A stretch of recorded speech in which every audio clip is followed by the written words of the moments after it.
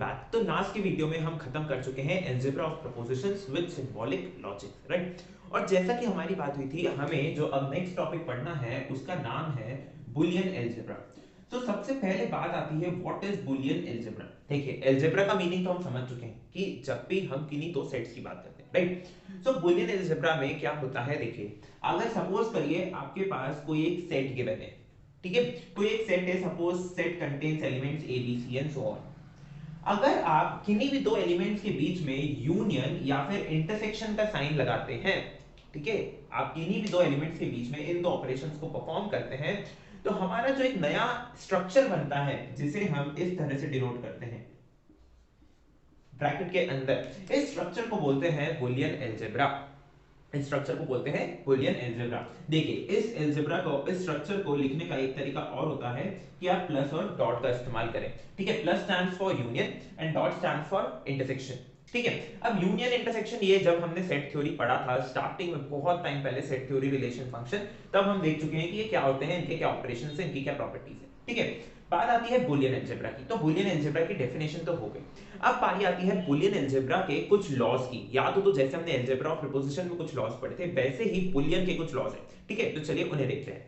Okay, सो हमारे पास कुछ 5 laws होते हैं जो बुलियन अलजेब्रा में हमें स्टडी करने होते हैं। सबसे पहला होता है क्लोजर। तो क्लोजर का मतलब क्या होता है, ठीक है। यहाँ पर मैं जितनी भी बात करूंगा, मैं लेके चलूंगा कि मेरे पास ए बी और सी कुछ एलिमेंट्स हैं जो बी हमारा सेट है, बुलियन अलजेब्रा का अलजेब्रिक स्ट्रक्चर है, उसके अंदर बिलोंग करते हैं, ठीक है। और स्ट्रक्चर भी मेरे पास डिफाइंड है, क्या, बी यूनियन इंटरसेक्शन, ये मेरा स्ट्रक्चर डिफाइंड है, मैं लेके चलूंगा। तो क्लोजर क्या बोलता है कि किसी भी एलिमेंट ए और बी के लिए A union B should belong to the algebra and A intersection B should also belong to the algebra. यानी कि अगर मैं यूनियन इंटरसेक्शन लूं किन्हीं दो एलिमेंट्स का, जो स्ट्रक्चर के एलिमेंट्स हैं, तो वो मुझे जो रिजल्ट मिलता है वो वापस उसी में मिलना चाहिए। उसके बाद कम्यूटेटिव, यानी क्या, A union B is equal to B union A and A intersection B is equal to B intersection A, ठीक है। रूल्स वही हैं जो हम स्टार्टिंग से प्लस और मल्टीप्लिकेशन के लिए पढ़ते आ रहे हैं, वही स्ट्रक्चर के लिए हम यहाँ पर क्या कर रहे हैं, यूनियन और इंटरसेक्शन के टर्म्स में डिफाइन कर रहे हैं। अब distributive, A union B intersection C is equal to A union B intersection A union C and A intersection B union C is equal to A intersection B union A intersection C. यही हम पढ़ते आ रहे हैं starting से plus और minus के, sorry, plus और multiplication के लिए, राइट, जो हमने लास्ट वीडियो में भी डिस्कस किया था। अब identity, actually it is existence of identity. तो क्या होता है कि जो हमारा स्ट्रक्चर है उसके अंदर कोई ना कोई आइडेंटिटी एलिमेंट होना ही चाहिए। अब क्योंकि यहां पर हमारे पास दो नोटेशंस, राइट, दो यूज हम कर रहे हैं स्ट्रक्चर में, एक यूनियन और एक इंटरसेक्शन, यानी कि हमारे पास दो आइडेंटिटी आएगी। एक आइडेंटिटी आती है यूनियन की, so a union phi is equal to a, तो फाई क्या हो गई, यूनियन आइडेंटिटी हो गई। और A intersection I is equal to A, I क्या हो गई, ये हो गया हमारा एक तरह से आप बोल सकते हैं यूनिवर्सल सेट। जो हम अगर सेट की डेफिनेशन में देखें तो ये क्या हो जाता है, हमारा यूनिवर्सल सेट। चलिए, एग्जिस्टेंस ऑफ आइडेंटिटी के बाद आ जाता है कॉम्प्लीमेंट्री। कॉम्प्लीमेंट्री का एक और नाम आता है existence of inverse. Existence of inverse, देखिए इनवर्स क्या बोलता है कि अगर मैं A जो मेरा एलिमेंट है उसका इनवर्स, जिसे हम A' से डिनोट करते हैं, इन दोनों का अगर मैं यूनियन ले लूं तो मुझे क्या मिल जाना चाहिए, मुझे मिल जाना चाहिए मेरा पूरा सेट। और अगर मैं A का इंटरसेक्शन लूं A' से तो मुझे क्या मिल जाना चाहिए, ठीक है। यानी कि हर एलिमेंट का कोई ना कोई एक इनवर्स ऐसा एग्जिस्ट करना चाहिए जिसका अगर मैं इंटरसेक्शन लूं उस एलिमेंट से तो मुझे क्या मिले, नल सेट मिले, और अगर यूनियन लूं तो मुझे क्या मिले, पूरा यूनिवर्सल सेट मिले, ठीक है। अब देखिए क्या होता है, ये तो हो गए लॉस। अब लॉस को, एक तो ये तरीका हो गया कि प्रूव करने का, एक और तरीका होता है जो आता है कंपोजिशन टेबल के फॉर्म में, ठीक है। जब हम कोई कंपोजिशन टेबल का क्वेश्चन सॉल्व करते हैं तब हम उस क्वेश्चन को समझ पाएंगे, राइट। सो हम क्या करते हैं, हम देखते हैं कंपोजिशन टेबल का एक एग्जांपल। चलिए, अब मेरे पास एक क्वेश्चन है जो बोलता है कि let D be the set of all positive divisors of 30 and operations are defined as this, है ना। तो देखिए मैं यहाँ पे क्वेश्चन लिख देता हूँ। उन्होंने बोला कि मेरे पास एक सेट है B जो क्या है, 30 के जितने भी डिविजर्स होते हैं, 30 के डिविजर्स यानी 1 2 3 5, राइट, सही जा रहा हूं मैं, राइट। सो 1 2 3 5 6 10 15 एंड 30, ये हो गया मेरा सेट बी। अब उन्होंने बोला कि जो हमारे ऑपरेशंस डिफाइंड है वो कुछ इस तरह से हैं, this is equal to LCM of A and B and A is equal to HCF of A and, right. ठीक है, मुझे प्रूव करना है कि ये जो मेरा स्ट्रक्चर बनेगा, कौन सा structure, B this and dash, this constitutes a Boolean algebra, ये मुझे प्रूव करना है। ठीक है, तो मुझे क्या करना पड़ेगा, देखिए मुझे करना पड़ेगा कि मुझे इस स्ट्रक्चर के इस सिंबल के लिए एक बार मुझे क्या करना पड़ेगा, कंपोजिशन टेबल बनाना पड़ेगा, एक बार इसके लिए बनाना पड़ेगा, एक बार इसके लिए बनाना पड़ेगा, तीनों की अलग अलग मुझे क्या बनानी पड़ेगी, कंपोजिशन टेबल बनानी पड़ेगी, और उसके अंदर मुझे 5 के 5 लॉज को वेरीफाई करना पड़ेगा। ओके, तो देखिए इसकी कंपोजिशन टेबल में पहले बना के आपको समझा रहा हूं, ये आप खुद बना सकते हैं और ये मैं बना के बताऊंगा। ठीक है, डैश तो बहुत इजी होता है, डैश का मतलब क्या होता है, कॉम्प्लीमेंट्री, राइट। सो कॉम्प्लीमेंट्री देखिए ए और ए डैश, सपोज ए की वैल्यू क्या हो सकती है, ये सारी, सो 1 2 3 5 6 10 15 30। अब ए डैश का मतलब क्या हुआ, ए डैश का मतलब है कि अगर मैं इन दोनों का, ठीक है, मेरे को यही चाहिए ना कि इन दोनों का जब मैं एलसीएम लूं और इन दोनों का जब मैं एचसीएफ लूं, तो अल्टीमेटली इन दोनों के यूनियन से मुझे क्या मिल जाना चाहिए, मेरा सेट वापस मिल जाना चाहिए, यानी मुझे क्या मिल जाना चाहिए, 30 मिल जाना चाहिए वापस। देखिए अब ए के साथ ए डैश क्या आ जाएगा, 30, 2 के साथ क्या आ जाएगा, 15, 3 के साथ 10, 5 6 6 5 10 3 2 1। ठीक है, अब देखिए बात क्या है, इन दोनों का, किन्हीं भी दो का आप ले लीजिए, इन दोनों का जब मैं क्या लूंगा, एलसीएम लूंगा तो मुझे 30 मिल जाएगा, राइट, और जब मैं एचसीएफ लूंगा तो मुझे क्या मिल जाएगा, 1 मिल जाएगा। ठीक है, चलिए ये तो हो गई किसकी टेबल, ये हो गई मेरी कंपोजिशन टेबल डैश की, डैश यानी कॉम्प्लीमेंट की। अब बारी आती है इसकी। ठीक है, तो इस सिंबल के लिए मैं क्या करूंगा, मैं एक कंपोजिशन टेबल बनाऊंगा जिसमें मैं ए की वैल्यूज एक बार ऐसे लिखूंगा और ए की वैल्यूज एक बार ऐसे लिखूंगा और फिर उन दोनों का कंपोजिशन करूंगा। ठीक है, तो वो कुछ इस तरह से आएगा। चलिए देखिए, अब मैंने फर्स्ट फंक्शन की जो कंपोजिशन टेबल बनाई है वो आपके सामने है। ठीक है, सेकंड फंक्शन क्या है, एचसीएफ लेना है। अभी मैंने यहां पर क्या लिया है, एलसीएम। एग्जांपल देखते हैं, चलिए 10 का अगर मैं 6 से एलसीएम लूंगा तो क्या मिलेगा मुझे, 30, राइट। 30 का अगर 1 से लूंगा तो 30, 5 का अगर 3 से लिया तो एलसीएम क्या होता है, 15, राइट। तो ऐसे मैंने क्या करा है, एलसीएम की टेबल बनाई है। इसी तरह से जो हमारा सेकंड सिंबल है उसके लिए हमें क्या करना है, एचसीएफ की टेबल बनानी है। तो टेबल आपके नोट्स में है, आप उन्हें चेक कर सकते हैं, अदरवाइज टेबल कुछ इस तरह से आएगी। ओके, चलिए अब ये तो हो गई दोनों टेबल। अब बारी आती है लॉज को प्रूव करने की, क्योंकि मुझे ये प्रूव करना है कि this is an algebraic structure, या मैं बोलूं this is a Boolean structure, ये मुझे प्रूव करना है। अब इसको प्रूव करने के लिए मुझे क्या करना पड़ेगा, देखिए सबसे पहला पार्ट होता है क्लोजर को प्रूव करना, right. First law is closure. Closure का मतलब होता है कि जितनी भी इसमें एंट्रीज आ रही है टेबल में, वो सब कैसी एंट्रीज हो, जो इस सेट में बिलोंग करती हो। तो आप ध्यान से देखें तो इस पूरी टेबल में जितनी भी एंट्रीज है, उस सेट के बाहर कोई एंट्री नहीं है।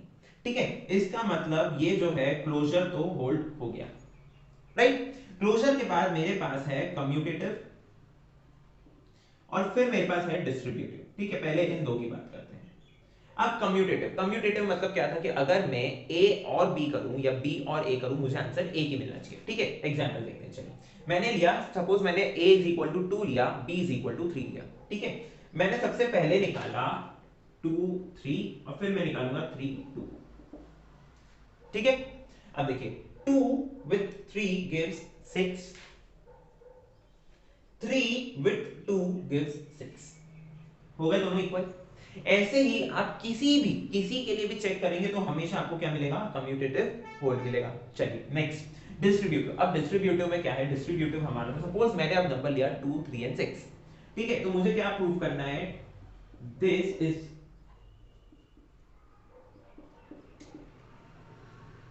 राइट। या फिर अगर मैं बोलूं कि मुझे सिर्फ एक ही चीज प्रूव करनी है कि 2 एंड 3 2 एंड 6, ये वैल्यू निकालनी है और ये वैल्यू निकालनी है, राइट। अब देखिए 3 with 6 gives 3 and 6 gives, so this is 2 HCF 6, इनका HCF क्या है 2। चलिए नाउ 2 HCF 3, इनका HCF है 6 with 2 HCF 6। जब आप 2 और 6 का HCF लेंगे, हाईएस्ट कॉमन फैक्टर लेंगे, तो आपको क्या मिलेगा 2, सॉरी ये तो मैंने एलसीएम ले लिया, दिस इज 1, राइट। सो इनका अल्टीमेटली आपको क्या मिल रहा है, देखिए 1 with 2 gives, आगे दोनों इक्वल, इसका मतलब डिस्ट्रीब्यूटिव भी होल्ड हो गई। ठीक है, अब ये वैल्यूज मैंने कहां से निकाली, ये वाली जो वैल्यूज हैं ये मैंने कहां से निकाली, सॉरी ये जो वैल्यूज है ये मैंने कहां से निकाली, ये मैंने निकाली जो मेरा दूसरा एचसीएफ वाली टेबल है उसकी हेल्प से मैंने इन दोनों वैल्यूज को कैलकुलेट किया है। ठीक है, अब डिस्ट्रीब्यूटिव के बाद बारी आती है आइडेंटिटी की। तो मुझे कोई ऐसा एलिमेंट चाहिए, अभी मैं बात कर रहा हूं इसकी एलसीएम की। ठीक है, मुझे एलसीएम के लिए कोई एक ऐसा एलिमेंट चाहिए जिसका अगर मैं किसी भी एलिमेंट के साथ एलसीएम लूं तो मुझे वापस मेरा एलिमेंट, यानी कि मुझे 2 के साथ अगर मैं कुछ भी यहां पर रखूं तो मुझे 2 ही मिले। तो देखिए क्या हो रहा है, 2 के साथ अगर मैं कुछ भी रखूं तो मुझे 2 मिले, 1 पे मिल रहा है, 1 LCM 1 is 1, 2 LCM 1 is 2, 3 LCM 1 is 3, 5 LCM 1 is 5, यानी कि 1 मेरा क्या हो गया, आइडेंटिटी एलिमेंट हो गया, किसके लिए, एलसीएम के लिए। ऐसे ही जब आप एचसीएफ लेंगे तो एचसीएफ का आइडेंटिटी एलिमेंट चेंज हो जाएगा। क्यों चेंज हो जाएगा, देखिए एचसीएफ का आप जब भी टेबल बनाएंगे तो हाईएस्ट कॉमन फैक्टर आपका ये आएगा, हाईएस्ट कॉमन फैक्टर हमेशा आपका 30 आएगा एचसीएफ के केस में। ठीक है, चलिए आइडेंटिटी हो गया। अब बारी आती है इनवर्स की, इनवर्स बोल लीजिए या फिर कॉम्प्लीमेंट्री, जो आप बोलना चाहें।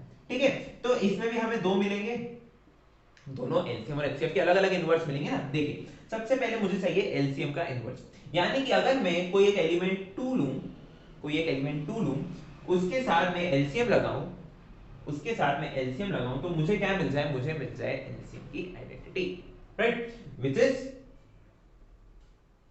सॉरी, मुझे यहां पर क्या मिल जाए, आई मिलना चाहिए ना मुझे यहां पे, दिस, राइट। अब देखिए 2 के साथ मुझे क्या लगाने पे 30 मिल रहा है, देखिए यहां पे 2 के साथ मुझे 15 और 30 दो जगह मिल रहा है। ठीक है, सपोज यहां मैंने हाल फिलहाल लिखा 15। ठीक है, चलिए अब देखते हैं 3 के लिए क्या मिल रहा है। 3 के लिए मुझे मिल रहा है 10। ठीक है, कैसे देखना है, देखिए ये बात है, जब भी आप ऐसे स्लाइड करें तो जो सबसे फर्स्ट आ रहा है ट्राई करना है कि वही आपकी क्या मिले, आपको आइडेंटिटी मिले। ठीक है, सॉरी इनवर्स मिले। ठीक है, आइडेंटिटी क्या होती है, आइडेंटिटी के साथ जब आप डील करते हैं तो आप देखते हैं कि उसका इंटरसेक्शन पॉइंट क्या है।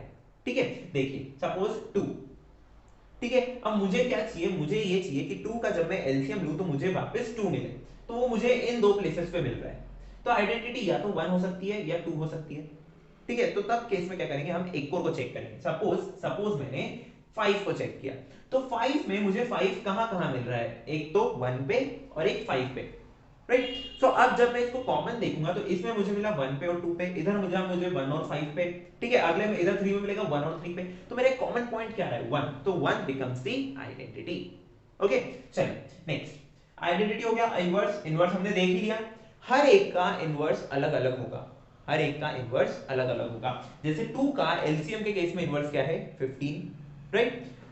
इनवर्स कैसे देखते हैं, आपको देखना होता है कि 2 के किस मल्टीप्लिकेशन में मुझे 30 मिल रहा है, एलसीएम में कहां 30 मिल रहा है, 30, सो दिस इज 30, सॉरी ये तो 1 का है, 2 के इसमें आपको देखिए यहां मिल रहा है।